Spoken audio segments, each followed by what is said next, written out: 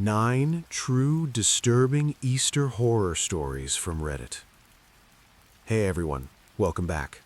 If you're new here, this channel is dedicated to the kinds of stories that keep you up at night, the ones people swear are true, the ones that happen to real people just going about their lives. Tonight's collection is a little different. Tonight, we're talking about Easter. Most people think of Easter as a bright, cheerful holiday. Pastel colors, chocolate eggs, kids running around in the yard. But some of you out there know that something else can hide behind all of that. Something that takes the familiar and twists it into something deeply, deeply wrong. These 9 stories were shared on Reddit, and the people who posted them say every single word is true. So get comfortable, turn the lights on if you need to, and let's get into it. Story 1. The Man in the Bunny Suit. This story was posted by a user who goes by the name Cold Porch 88. He says it happened when he was 24, living alone in a rented house on the outskirts of a small town in rural Ohio. Easter weekend. He had no family nearby, no plans. He was just going to stay home, maybe order some food and watch movies. Nothing special. The first thing he noticed was on Saturday morning, the day before Easter. He woke up around 9, made coffee, and went to check his front porch like he always did. He wasn't sure exactly what made him uneasy at first. The street was quiet, the way small-town streets tend to be on a holiday weekend. But something felt off. He stood on the porch for a moment, scanning the yard, and that's when he saw it. At the far end of his driveway, almost at the edge of the road, there was a basket. A wicker Easter basket, the kind you'd buy at any dollar store, filled with fake grass and a few plastic eggs. He walked down the driveway, looked at the basket, and looked around. There was nobody in sight. No kids, no parents, no cars, just the basket sitting there like someone had placed it very deliberately. He picked it up. Under the fake plastic grass was a folded piece of paper. He unfolded it and read it. It said, "He is watching. He always watches on Easter." He told himself it was a prank, maybe some neighbor kids, maybe somebody thought it would be funny. He threw the basket in the trash and went back inside, but he couldn't shake the feeling that had settled over him. He locked his doors, he checked his windows. He told himself he was being ridiculous. That night he couldn't sleep. He lay in bed staring at the ceiling, listening to the house settle, listening to the wind outside. And then, around 2 in the morning, he heard it. A sound from somewhere outside. At first he thought it was an animal, a slow, rhythmic crunching sound, like footsteps on gravel. He lay perfectly still, barely breathing, telling himself it was a deer, a raccoon, anything. And then the crunching stopped directly outside his bedroom window. He didn't move for what felt like a very long time. He just lay there in the dark, and the silence outside was so complete that it felt like the world had stopped. Slowly, he turned his head toward the window. His bedroom was on the ground floor. The curtains were thin, and in the faint light from the street he could see the outline of the window. And standing just outside it, barely visible through the fabric, was a silhouette. It was a person, standing completely still, and they were wearing something large and round on their head, something with long ears. He grabbed his phone and called 911. He stayed on the line, whispering, telling the operator what he was seeing. The figure outside didn't move the entire time he was on the phone. It just stood there. He told the operator that, and even the operator went quiet for a second before saying the police were on the way. By the time the officers arrived, the figure was gone. The officers searched the yard, the street, the neighboring properties. They found nothing. No footprints, no discarded costume, nothing. But one of the officers, before he left, asked if he'd checked his backyard. He hadn't. They went around the back together, and there, lined up perfectly along the fence, were 7 plastic Easter eggs, just sitting there in a neat row. The officers photographed them, wrote up a report, and said they'd patrol the area, but nothing was ever found. No one was ever identified. He moved out of that house 2 weeks later. He says to this day he doesn't celebrate Easter. He doesn't buy candy, he doesn't decorate, he doesn't open his blinds on Easter morning. He says that whoever was standing outside his window that night, whatever they wanted, he never wants to give them the chance to come back. He also mentioned, as a closing note to his Reddit post, that the 7 Easter eggs, when the police opened them at the station, each contained a single folded piece of paper. Every piece of paper said the same thing. He sees you. Story 2. The Egg Hunt.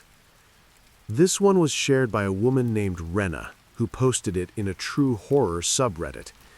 She was in her early 30s at the time, and she had 2 kids, a boy who was 7 and a girl who was 5.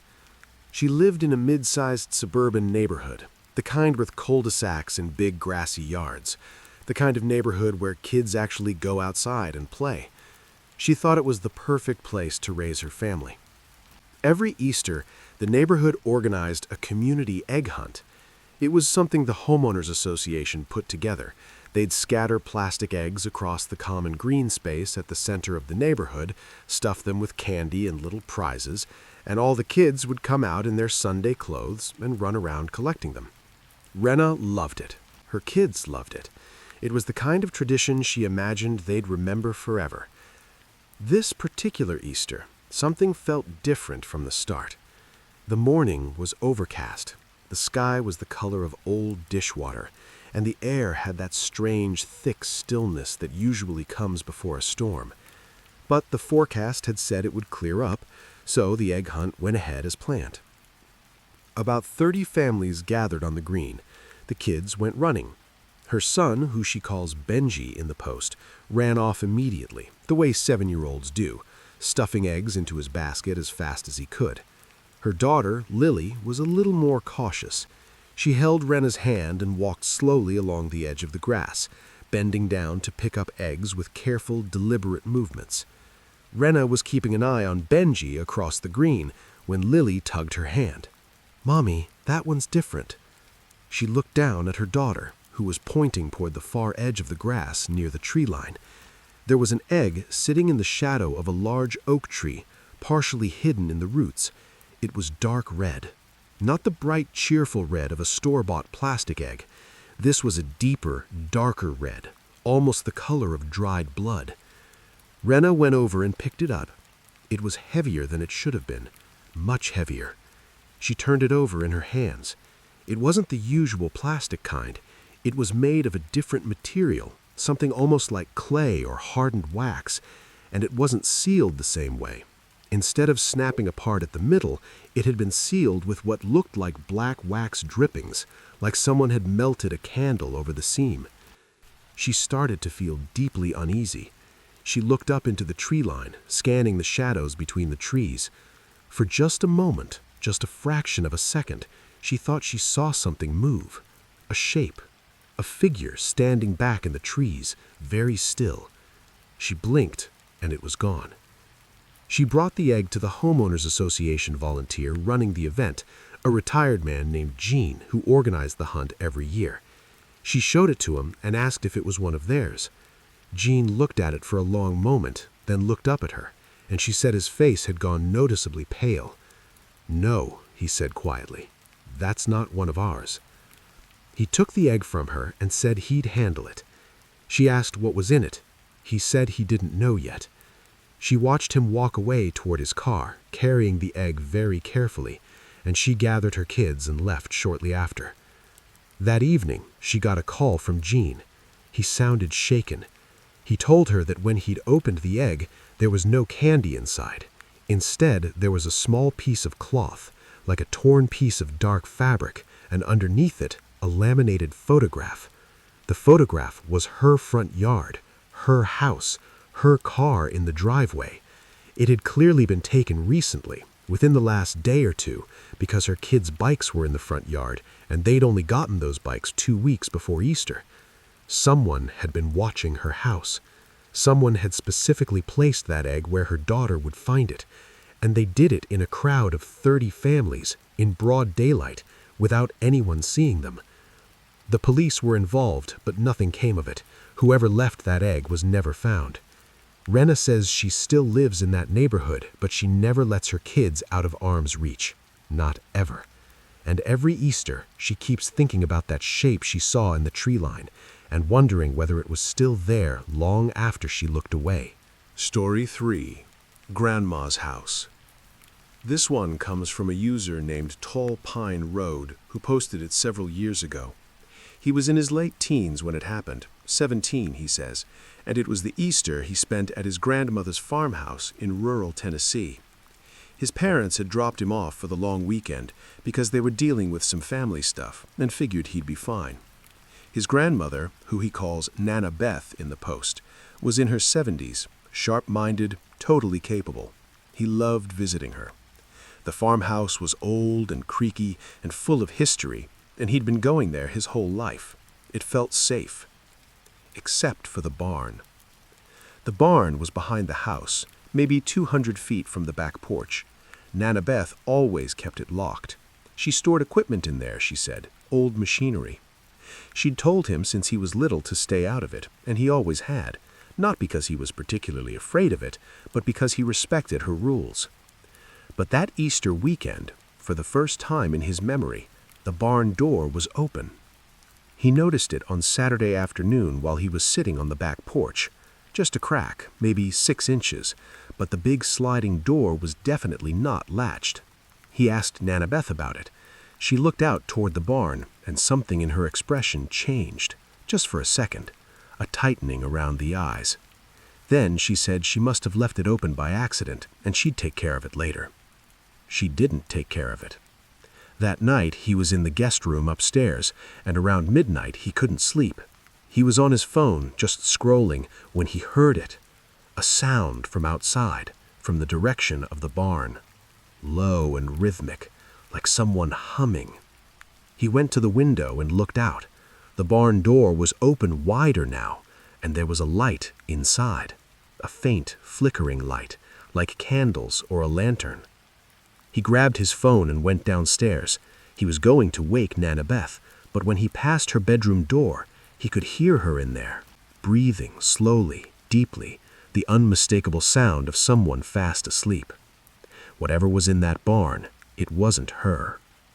He stood in the kitchen for a long time, looking out the window at that flickering light.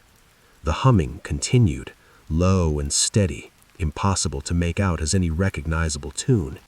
He thought about calling his parents, but it was midnight and he felt stupid, he said. So he did the thing he probably shouldn't have done. He put on his shoes and went outside. He crossed the dark yard slowly, his flashlight off so as not to be seen, the grass wet under his shoes. The humming grew louder as he approached. When he reached the barn door and looked through the gap, what he saw stopped him cold. There were candles, dozens of them, small tea lights arranged in a wide circle on the dirt floor of the barn. And inside the circle of candles, sitting cross-legged with their back to him, was a person. They were wearing a pale, almost white garment.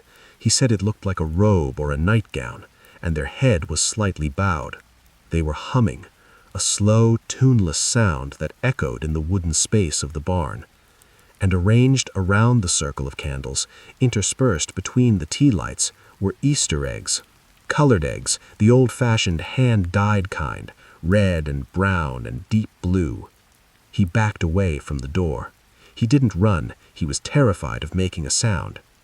He made it back to the house, locked the back door, went to Nana Beth's room and woke her up. She was not surprised. That's the part of his story that haunts him most. When he shook her awake and told him what he'd seen, she didn't gasp, she didn't look afraid.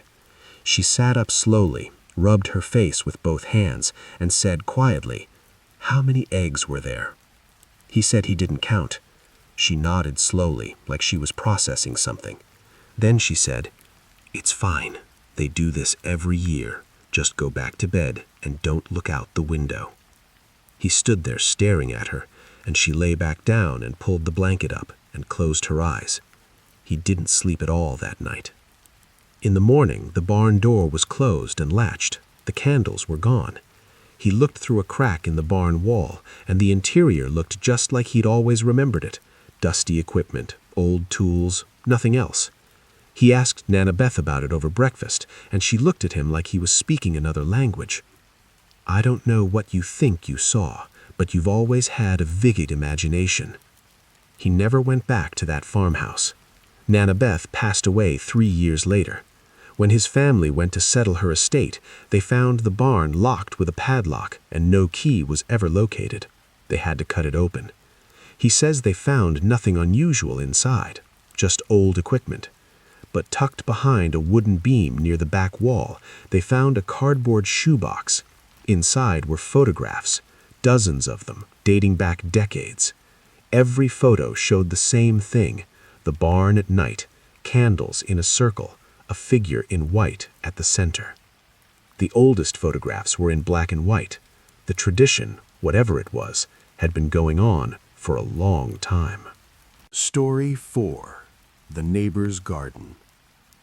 A user named Framed in Fog shared this one. She was 31 and had just bought her first house in a quiet neighborhood in upstate New York. She'd been there about 4 months when Easter rolled around. She didn't know many of her neighbors yet, just the basics, waves and nods, the occasional good morning. She was still in that new house phase where everything feels a little unfamiliar, a little temporary. Her next-door neighbor was an older man she knew only as Mr. Deller, late 60s, maybe early 70s. He lived alone, kept to himself, but seemed perfectly normal. He had a well-maintained yard, always mowed, always edged, and he had a garden. It ran along the fence between their properties, a long rectangular garden bed with dark, carefully tended soil. He was always out there, kneeling in the dirt, tending to it. She had no idea what he grew because nothing ever seemed to actually grow. The bed was always just dark soil, raked smooth. On Good Friday, she was in her own yard enjoying the afternoon when she noticed something in Mr. Deller's garden. She wasn't trying to spy, she just happened to be near the fence, but she looked over and saw that the garden bed had changed.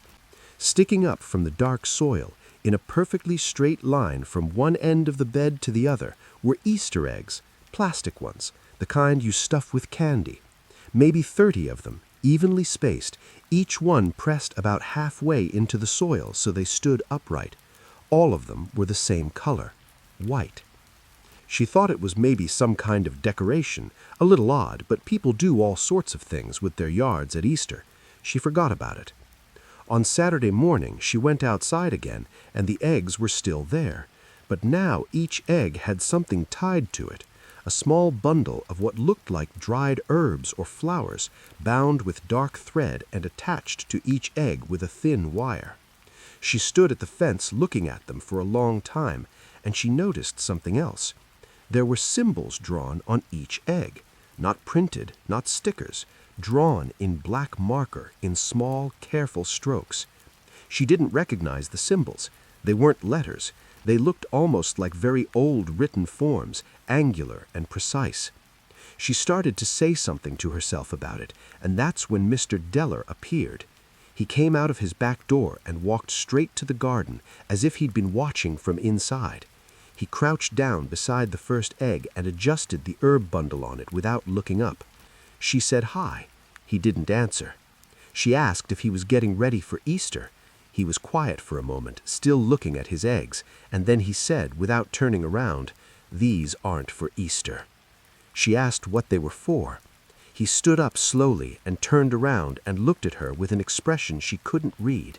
It wasn't anger, it wasn't warmth. It was something flat and assessing, the way you might look at something you were deciding what to do with.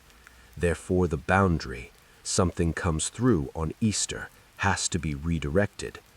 She laughed a little, nervously, and said something like, "Oh, that's interesting," and then she went inside and locked her door. On Easter Sunday morning, she woke up very early, just after 4 a.m., to a sound in her backyard, not a loud sound, almost like a scraping. She went to her back window and looked out. In the gray pre-dawn light, she could see the fence, and on her side of it, not his side, her side, every single white egg had been moved. They were no longer in his garden. They were lined up along her fence, on her property. Mr. Deller was standing in his garden, watching them. He saw her in the window. He shook his head slowly. She moved out within the month. She says she never found out what was in those eggs or what he thought he was keeping out. but she also says that the night the eggs appeared on her side of the fence, she had the most vivid, disturbing dream of her life. She won't describe the details. She says only that in the dream, something was in her yard. Something was moving between the eggs, and the eggs were the only reason it hadn't found a way in. Story 5. The Campsite. This story was posted by a user named Red Wolf Hikes. He and 3 friends, he calls them Doug, Pete, and Carver, went camping in the Appalachian foothills one Easter weekend. None of them were particularly religious. It was just a convenient long weekend, time off work, a chance to get out into the woods. They chose a campsite they'd used once before, a few miles off a well-marked trail, a flat clearing near a small stream. They arrived Friday afternoon, set up their tents, got a fire going, and spent the evening the way you do on camping trips, eating bad food, telling stories, just being out there in the dark with the trees around them. It was good. Normal. The first night passed without incident. Saturday morning was when things changed. Pete was the first one up. He came out of his tent around 7 and found the camp had been visited overnight, not by an animal. By whatever animal was responsible for this, it had very nimble fingers and a very specific agenda. Because arranged around the outside of their campsite, in a circle that exactly traced the perimeter of the clearing, were Easter eggs. Brightly colored plastic Easter eggs, shaken so you could hear they were filled with something. Maybe 40 of them. Each one placed about 2 feet apart, with the mathematical precision of something that had taken time and care. Pete woke the others. They all stood in the middle of the camp looking at the ring of eggs. No one said anything for a moment. Then Carver walked over to the nearest one and picked it up. He shook it. Then he snapped it open. Inside was a tooth. Not an animal tooth, a human molar, white and clean, like it had been recently extracted. He dropped it immediately. They all started opening eggs after that, quickly checking them one after another. Every single egg contained a tooth. Different sizes, different ages, some had old fillings, some were small like a child's teeth. All of them were human. Doug wanted to leave immediately. Carver and Pete agreed. The user, Red Wolf Hikes, was the hesitant one. He said he thought they should stay, report it, not disturb the site any further. They argued for a few minutes, and then Carver pointed at the tree line and said very quietly, "We need to leave, right now."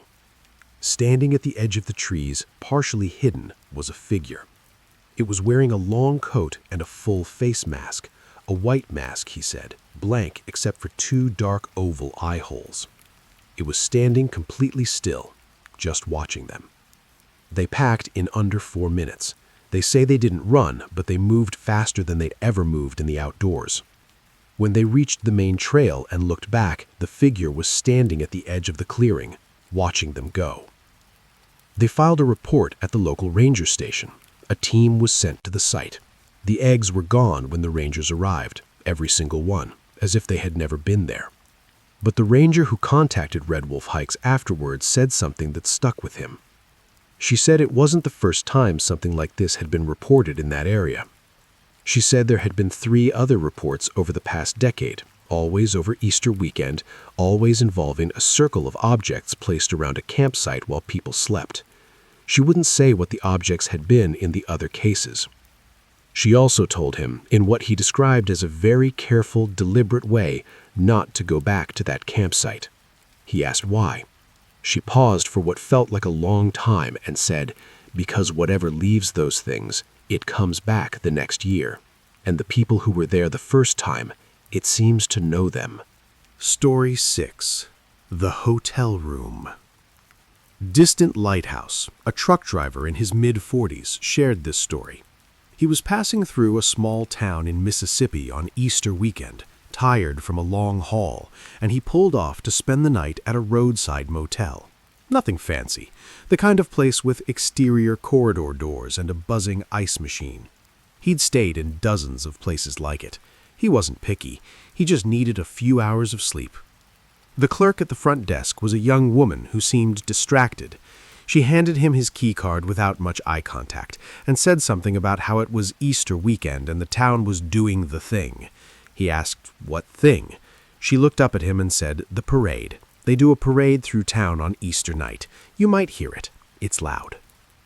He thanked her and went to his room. He fell asleep around 9, and true to the clerk's word, sometime after midnight he was jolted awake by sound from outside. Not what he'd call parade music, exactly. It was more like a low, droning sound with occasional high notes that rose and fell unpredictably, like music being played by people who were not entirely in sync with each other. He lay there for a minute listening to it, and then his curiosity got the better of him and he went to the window. He parted the curtain a few inches and looked out onto the motel's exterior corridor and the parking lot beyond. There was a procession moving along the road in front of the motel. He estimated maybe 50 people. They were all in white clothes, white hoods covering their heads, white gloves on their hands. Several of them were carrying something that looked like sensors swinging on chains, sending up thin trails of smoke into the night air. Others were carrying baskets, Easter baskets, the kind with the fake grass and the colored eggs, but oversized. The baskets were enormous, as big as laundry hampers, and full of dark shapes he couldn't quite make out. The procession moved slowly, not marching, more like shuffling, and they were silent, all of them, despite the droning music that was coming from somewhere he couldn't see. He watched for a few minutes, genuinely transfixed, not sure whether he was scared or just confused, and then one of the figures stopped. The procession kept moving around it, and this single figure just stood still in the road, facing the motel, facing, as far as he could tell, his window. He was certain the curtain was closed enough. He was in a dark room. There was no way he could be seen clearly from the road, but the figure was looking directly at him. He was certain of it, and then very slowly this figure raised one hand and pointed. Not in a dramatic way, just a quiet, calm pointing gesture aimed right at his window. He stepped back from the curtain and sat on the edge of the bed. He didn't look again. He sat there in the dark listening to the music fade as the procession continued down the road, and he counted the minutes until it was fully gone. In the morning, he checked out early. The clerk was there again, and he told her what he'd seen. She listened with her eyes down, nodding slowly like she'd heard this before. He asked her what it was, what the parade actually was. She said, "They're the society. They do it every Easter. They say they're marking the houses where a stranger slept, so the thing they're calling knows where to look." He laughed. He said it sounded like something out of a movie. She didn't laugh. She looked at him steadily and said, "You should probably drive for a while before you stop again, and don't stop in this county." He drove for 4 hours before he pulled over. He never went back through that town, and he says sometimes when he's on a long night haul and the road is empty and flat and dark, he thinks about that figure pointing at his window.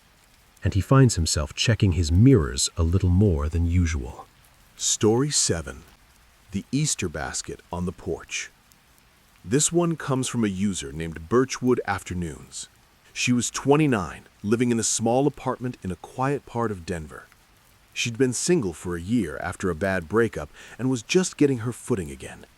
Good job, nice apartment, slowly rebuilding. Easter that year wasn't a big deal for her. She was going to have brunch with a friend, and that was it. On Easter morning, she woke up and went to her front door to get her delivered coffee order. She opened the door and found a basket on her welcome mat. It was a beautiful basket, honestly, a real wicker one, not a cheap plastic thing. It was filled with what looked like real dyed eggs, deep red and purple and gold, and some wrapped chocolates and a small bunch of dried flowers. And tucked inside among everything else was a handwritten card. She assumed it was from a neighbor or a friend who'd maybe stopped by early. She took it inside. She opened the card. It said, "I've been watching you for a long time. I thought you'd like to know someone is thinking of you." No name, no signature. She was unsettled, but tried to convince herself it was from someone sweet, maybe a secret admirer with poor social skills, maybe a well-meaning neighbor. She sent a text to the friend she was meeting later, described the basket, tried to make it sound funny. Her friend's response was immediate. "That's creepy. Do not eat anything in it." She hadn't planned to, but she went back and looked at the basket more carefully and realized something she'd missed at first. Each of the beautifully dyed eggs had a name written on it in tiny, careful lettering. She held them up one by one and read the names. Her parents' full names, her sister's name, her ex-boyfriend's name, her best friend's name, her boss's name. Her own name was on the largest egg, which had been placed at the very center of the basket. She called the police. They came, took the basket and the card. They dusted her door for prints. There were none. They reviewed the camera footage from her building's exterior camera, which showed the hallway outside her apartment from about 3 a.m. onward. Someone had left the basket around 3:15. They were wearing gloves and a hoodie with the hood up. Their face was never visible. They walked directly to her door, set the basket down without hesitation, and walked back out. They knew exactly which door was hers. The investigation went nowhere. The eggs were examined. The dye was not store-bought, but appeared to be handmade from natural materials, beet and turmeric and something else the lab couldn't identify. The dried flowers were from a plant that wasn't native to Colorado. She moved apartments within 2 months. New city, actually. She relocated to Seattle for a fresh start. She says that in the first week in her new place, she came home one afternoon and found a single plastic Easter egg on her doorstep. No note, just the egg. She doesn't know how they found her. She's never found out. And every Easter morning since, before she opens her front door, she stands behind it for a long moment, just listening. Just making sure the hallway sounds empty. Story 8. The Easter Sunday Drive. Rural Route 9 shared this story. He grew up in a very small town in rural Georgia and says this happened when he was 19. His whole family was religious, and Easter Sunday was the biggest church day of the year. He remembers that particular Easter morning clearly. Everyone dressed in their best, driving to church, the roads empty the way small-town roads are early on a Sunday. On the way home from church, his father driving, his mother in the passenger seat, and him in the back, they passed something on the road about 3 miles from their house. A car was pulled over on the shoulder, an old tan sedan, hazard lights blinking. Standing beside it was a woman. She was dressed in white, a white dress, very formal, like she was also coming from church. She was standing very still, not waving, not flagging anyone down, just standing. His father, being the kind of man he was, pulled over to help. He got out and went over to the woman. Rural Route 9 watched from the back seat. His father and the woman talked for a moment, then his father came back to the car. "Her car won't start," his father said. "She needs a ride to a house about a mile up the road. I told her we'd take her." The woman got into the back seat next to him. She was maybe 50, with light gray eyes and very pale, almost colorless hair. She smiled at him when she sat down. Her hands were folded in her lap. He noticed her hands because they were very still, not just still, motionless, like they were made of something other than flesh. The drive was barely 5 minutes. Nobody really talked. His mother asked the woman if she'd had a good Easter service, and the woman said, in a voice that he described as perfectly pleasant, "Oh, I don't go to services. Easter is something older than that for me." His mother made a small sound and turned back toward the road. The woman directed his father to a gravel lane off the main road. They turned onto it and went about 100 yards to where the lane ended at a property gate. An old farmhouse sat back from the gate, dark windows, no cars in the drive.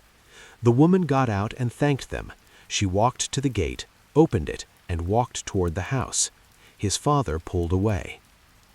They were almost back to the main road when his mother said she left something. She was pointing to the back seat.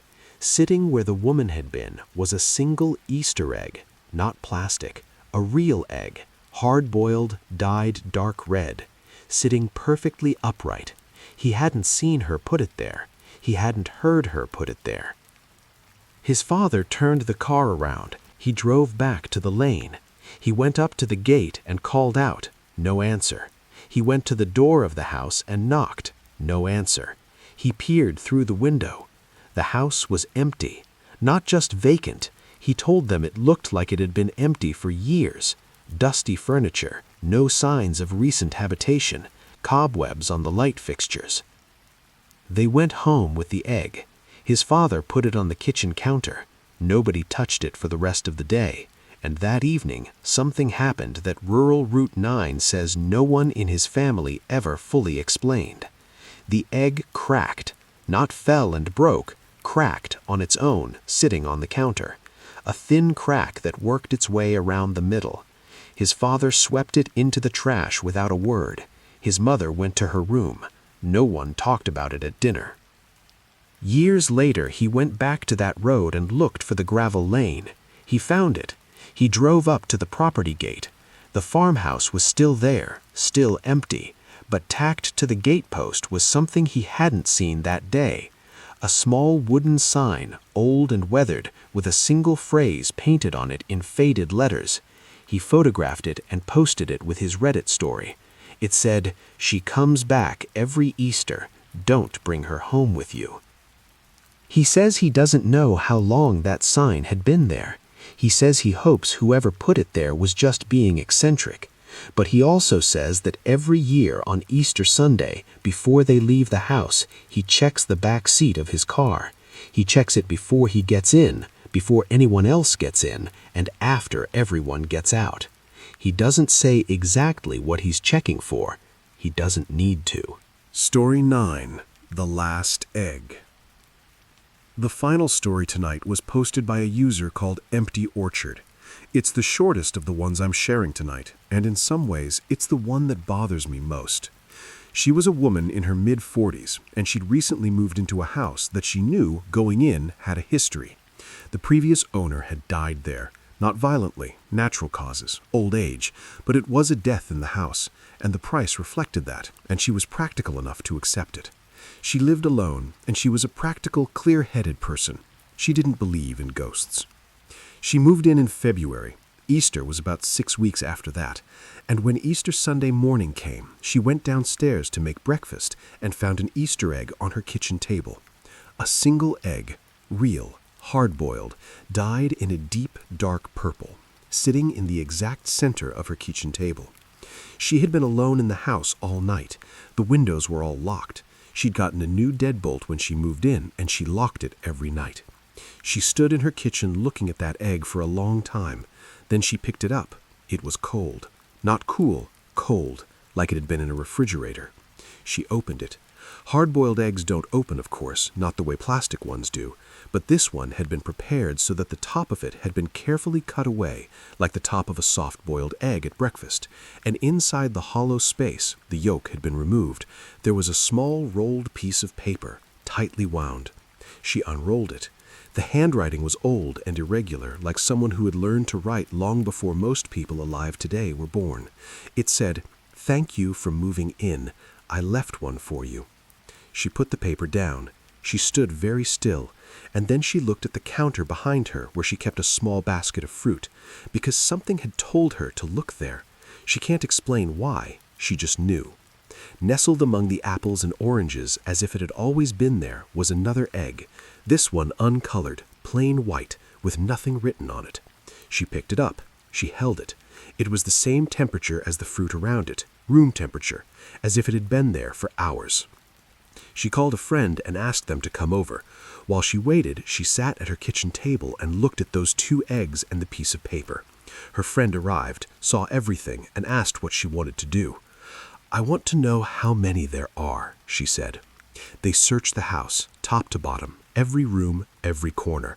By the time they were done, they had found 11 eggs in total, each one in a different room, each one a different color, placed in spots that were meaningful, on her nightstand, beside her laptop, on the windowsill of the bathroom where she showered. She had found them throughout the house, but not the basement. She didn't have a basement. The house had no basement listed in any of the paperwork. When she mentioned this to a neighbor later, describing where she'd found the eggs, the neighbor went very quiet and said, "This house does have a basement. The previous owner kept it sealed, said there was something down there he didn't want to disturb. He lived here 40 years and never opened the door." She asked where the door was. The neighbor described its location, a section of wall behind the utility room behind a shelving unit. She went to look. She found the wall behind the shelving unit. She found the outline of a door, framed and sealed with caulk and then painted over. She put her hand on it and felt, very faintly, the differential in air temperature, cold on the other side. She hasn't opened it. She says she thinks about opening it every single day, and every single day she decides not to. She says she also thinks about the piece of paper. "I left one for you." She has 11 eggs. 12 would mean one is still down there. She's counting. She's always counting. And she says the number never adds up the same way twice. So, those are the 9 stories for tonight. 9 reasons to maybe double-check your yard before you let the kids run out for the egg hunt. 9 reasons to think twice before you accept a gift you weren't expecting on Easter morning. I don't know what it is about this holiday that seems to attract something dark. Maybe it's the imagery, the eggs, the rebirth, the idea of something hidden waiting to be found. Maybe whatever's out there in the dark just knows how to use our traditions against us. Whatever the reason, stay safe out there. Lock your doors tonight, and if you find something on your porch that you didn't put there, maybe don't open it. I'll see you in the next one.